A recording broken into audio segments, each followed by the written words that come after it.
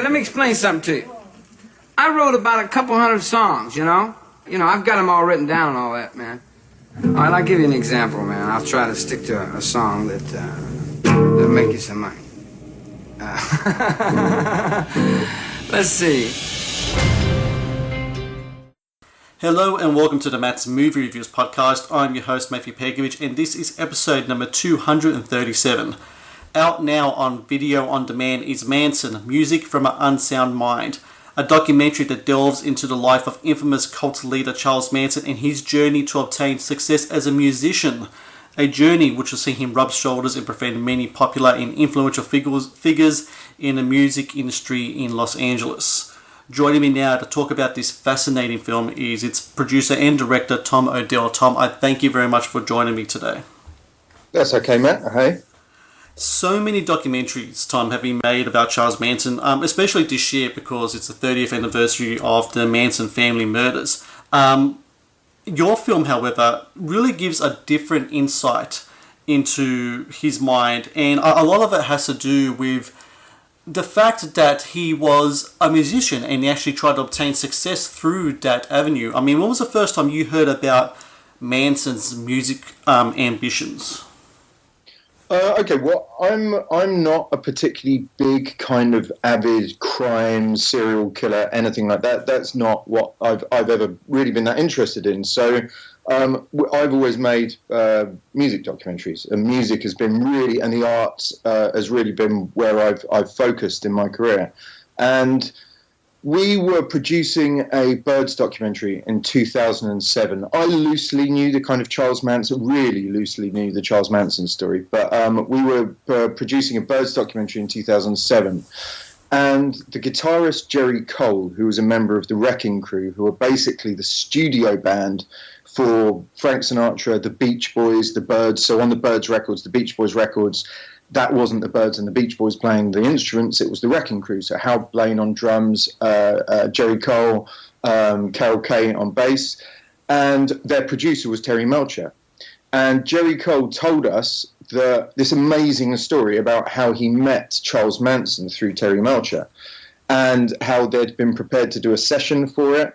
They'd been asked to do a session. So there was actually going to be, at some point, a professional session done at Gold Star Studios with the Wrecking Crew, with Charles Manson. And it fell apart. But then Jerry told us the rest of this story about Terry Melcher, Dennis Wilson, and it was fascinating. It was absolutely fascinating. I mean, I had no idea of any of this. And I'd seen stuff about Manson, and always the Manson stuff is, kind of one of the greatest serial killers of all time. It's like, he's not. He didn't kill anyone. That's not the Manson story. The Manson story is so much more unique. And over the years, I did documentaries on the Mothers of Invention, Frank Zappa's band. Some of them knew Manson. I spoke with Captain Beefheart's band, the Magic Band. They knew Manson. I mean, loosely, they'd met him like once or whatever. Beefheart had a long conversation with Manson at a party. I mean, you'd love to be involved in that conversation. Two kind of acid gurus together.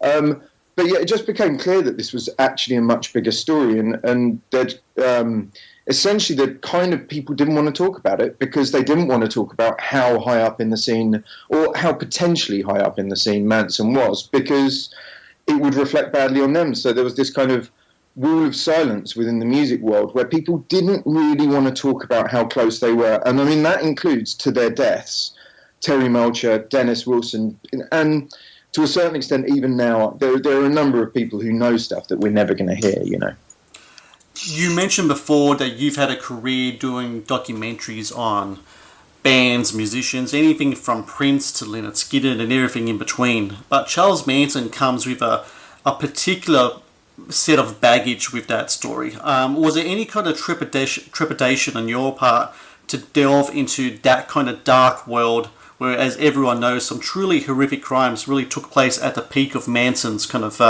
life? No, to a certain extent. I mean, I think always the kind of balancing act I wanted this to be sober. I wanted it to be real, to talk about the actual Charles Manson rather than the creation that Charles Manson himself was created, as well as the media. But he wanted everyone to think he was the monster as well, in a way. Yep.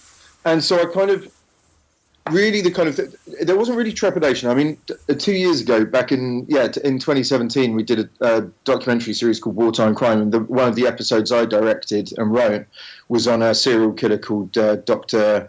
Marcel Petiot, who was a serial killer in Vichy, France, who murdered Jews mainly, convincing them that he had ways out of Nazi-occupied Germany, and then would kill them and steal their belongings. He killed 47 to 63 people. We're not quite sure. I went into the Archives of Paris and saw the autopsy photos of some of the. There were children's arms and women's legs that had been sawn off by this guy. Once you've seen that, to tell the truth, it's like, there are levels of horror, and all horror is horror, but it's like that didn't particularly bother me, and I had no interest at all in going into, like, hopefully you'll notice in the film, but I do not have a single photo of a dead body in the whole film. There isn't blood. There's the writing on the wall. That's because of the links to the music. But that kind of salacious kind of element was of no interest to me whatsoever. What I found really fascinating about the Charles Manson story was the idea of the time and place that he could flourish. I mean, this was a guy who was institutionalized his whole life. He comes out in the 60s, and that Haight-Ashbury kind of era in San Francisco in the 60s, that's where he really started to situate himself. And to me, that counterculture time, I think it was really kind of important, because that's when kind of conventional thinking and traditional institutions, they were shown to design. People were looking for something different, and here comes this guy. I mean, people called him the wizard for a reason. There was a certain kind of appeal to him, and a certain, I think one of your interview heads actually said something about a certain electricity that he had. How important do you think the era, the philosophies of that time was, how important that was in establishing Manson establishing himself at the time as this kind of like this prophetic kind of guru figure? I think that's why I said, like, the Manson story is so much more unique. This isn't. I mean, you've got it with Mindhunters and or Silence the Lambs or whatever. Whatever. We have this image of this kind of lone killer kind of thing that is part of the kind of, definitely part of the psychological makeup of the serial killer. Manson doesn't share any of that with those guys. Basically, he's not that. Manson only could have existed at this time. In the 1970s, the guy would have been laughed out of town. Yeah. It's basically, I think it's really important. Manson came at the time of acid, and acid, LSD, changed people's perceptions. It made them see the world in a way that they never had before. And people looked around and realized that all these people who hadn't taken acid, potentially, not all of them, but the majority, couldn't see the world or didn't see the world in this way. And so they all spotted this kind of empty materialism of the way that people were living, of what people were striving for, of what people's ambitions were, and it broke apart that kind of image. And so everywhere people were looking for new leaders to replace the authority leaders they had, who perceived things in the same way or in a different way, who could see through, who could read between the lines, essentially, and see things with this new perception. And, for some people look towards the Beatles, and, Manson wasn't alone in scanning the lyrics to Beatles, records or playing them backwards. Loads of people doing that. Music critics were doing that. People were looking to the Beatles for truth, because the Beatles seem like they may have more truth. But, the Beatles then look towards the Maharishis, so they need someone who's got a further truth, And everyone's doing this, and there's a kind of, I always thought that there's a kind of like Yoda-like thing, it's kind of like you must unlearn what you've learned. It's like everyone's kind of taking apart what they have and trying to find something new. And Manson walked into that, and there's no doubt he did perceive the world in this different way, and he actually had an authentic way of perceiving it differently, as well as acid, because he'd been in jail for so long, because he was separate from society. So he came out, and he was actually a bona fide outsider. He presented exactly what some of these guys were looking for, and I think really importantly is that he also, as much as you could read, I don't know, Herbert Marcuse or, Theodor Adorno, or you could sit and intellectuals would be able to know that people had been seeing these truths through these truths for a long time. They didn't need acid. But Manson did it on a street level. He spoke to people who weren't that bright or who had never thought about these things, and he was able to really sell it to them that he knew this truth, and they believed him. A lot of people believed him. I mean, that's the case with Manson. So that's why he was able to do it, I think. Of course, the very important thing about that counterculture time was the music, the soundtrack to that whole era.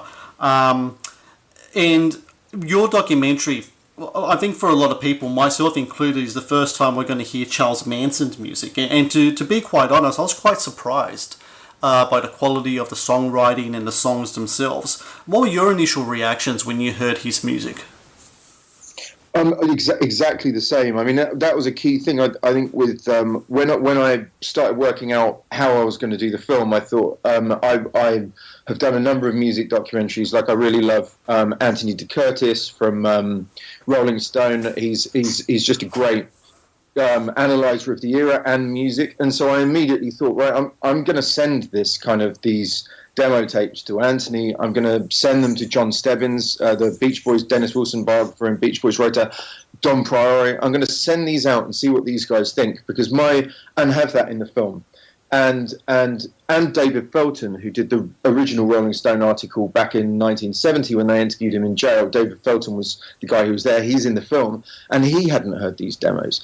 And so, because I was exactly the same as you. I mean, I just thought, wow, this guy's actually, I mean, most importantly, he's got a really good voice. I mean, I was expecting Wildman Fisher. I was expecting an outsider artist who could have turned up on a more avant-garde kind of label like Frank Zappa's Bizarre label or something. And I did not expect someone who sounded like a little bit like Rodriguez, a kind of, a proper singer-songwriter kind of guy. I wasn't expecting it. I didn't expect the songs to be as delicate as they were at times. It's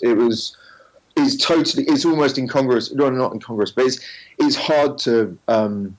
I don't know. I think that's part of the difficulty with this story. Is it's hard to see how a person who can write music like this and play music like this, how what happened.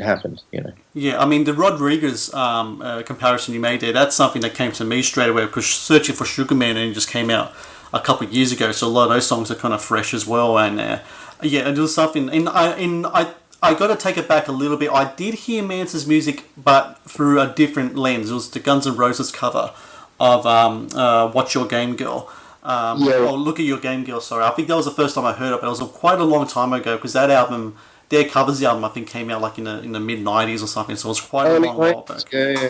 I think that's right, yeah. Yeah, but yeah, I mean, it is quite... Because I was expecting the Rambling Madman, to tell the truth. I didn't expect it's kind of like the flow or the lyrics and the singing and such. It was just... It really did catch me by surprise. Now, Charles Manson, he's nothing without the Manson family. I mean, one and two just go together. And you interviewed one of his followers. I believe the lady's name was Diane Lake. And... it's really interesting hearing like her kind of side to the whole thing.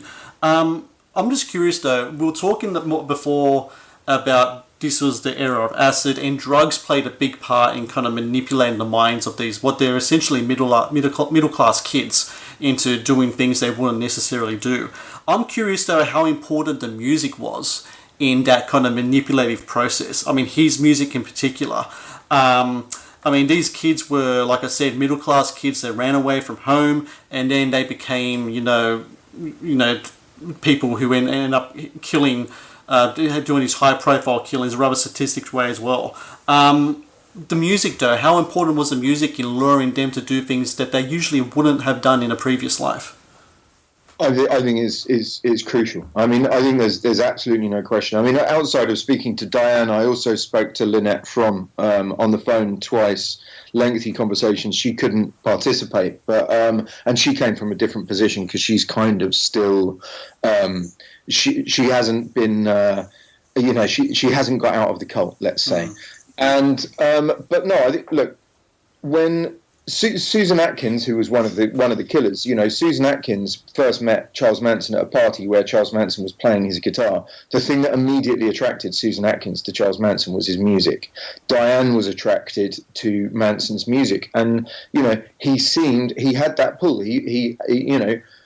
I can't remember who was it who said to me. There was someone who said to me about. I remember who it was. Eric Anderson, a folkie from the New York scene in the 1960s, and he said to me, back in 1963, all you needed to have was a good head on your shoulders, and a guitar in your hand, and you could get any woman. And that was it. If you were a musician at this time, when music was seen as the new manna from the gods, if you were a musician who could play music, then you were immediately attractive. You immediately seemed cool, interesting, and I think more importantly, as the story went along, they meet him in a kitchen, they meet him in the beach, they meet him in a broken down house that's basically no one, it's basically just homeless people are living there and hippies and whatever dropouts. And he says to them, I'm going to be successful. And lo and behold, within a few months, they're living at Dennis Wilson's house. I mean, I still think the size of that is I've tried to get it across in the film, and hopefully it's understood. Dennis Wilson was one of the biggest musicians in the whole of Los Angeles, and a bunch of kids who were hanging around and taking acid were living at his house within months of meeting this guy, Charles Manson. Charles Manson was recording at Gold Star Studios. It's like, of course, they thought he was going to be a rock star. I mean, he everything he was saying seemed to be that this guy was really talented. Neil Young was hanging around. All these different characters were hanging around. It's crucial. I mean, I don't think any of it would have happened without the music. It really comes back to a debate that's been raging for a long time now, and that's the role that art has in inspiring violent acts. Whether it's true or not, I don't know.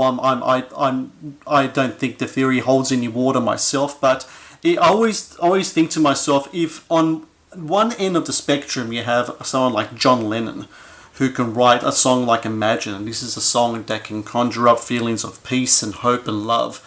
Can't we find on the other end of the spectrum someone like a Charles Manson who can write songs that can lead to violence?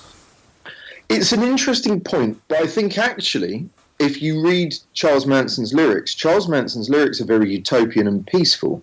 Actually, and quite psychological. I think there's a psychological depth to something like Look at Your Game Girl. What Charles Manson's trying to do, which very few writers of the 60s I can think of were doing, even in his lyrics, he's saying, look, the whole world is a lie. You've misunderstood it. You're playing these games. Look into the true meaning of reality or whatever, And he's trying to break things apart in his songs. Cease to Exist fits the same model. And in that sense, actually, there is a kind of utopianism to Manson's songs. And that's because I tried to get it, I hope it comes across in the film. It was definitely something that I was aiming to achieve was... and from the people I spoke to, from the interviewees, in 1967, Charles Manson, and in 1968, Charles Manson wasn't thinking of violent acts. Charles Manson was, like a number of other people, was caught up in this hippie dream that there was a new world coming, that there was going to be a utopia, that, the old order was going to stop existing. Charles Manson was living out of garbage dumps and thought he could just have a commune and, to be fair, have sex with a number of girls, anyone he wanted, any night. They all were, he had his harem in that sense. And so I don't know. The interesting thing is I think it was the power of the music that drew these people to Manson, but it was the times, and it was the tumult of the times, and it was Manson's criminal background and his continued existence within criminality, right? If you're living on your own in the middle of nowhere in the desert, you need money. You need something to be able to exist. And so what did Manson do? He hooks up with a bunch of bikers and he does speed deals and acid deals and mescaline deals. Everything becomes involved with drugs. And I think that's a key point about the drugs culture is that, by drugs being illegal, it immediately meant that these kids were drawn into a world of illegality in a way that they may not have been if the drugs had remained legal. Acid was legal in 1966. So I think that also makes a difference, I think.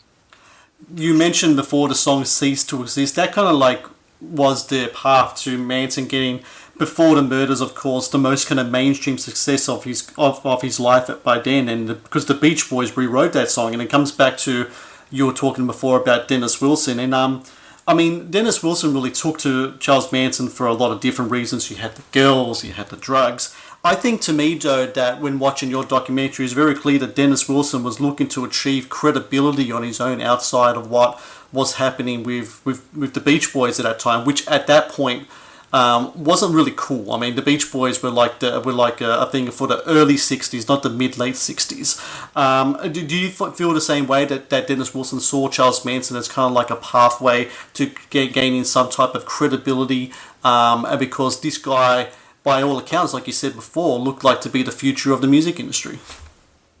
Yeah, I mean, there's no question of it. Dennis Wilson, he had worked with a guy called Stephen Kalinich, who later worked again with Brian Wilson, who was a poet, and he wrote Dennis Wilson's first song with him. And Kalinich is almost like the absolute antithesis of Charles Manson. He's a hippie, he's a beautiful, really nice guy,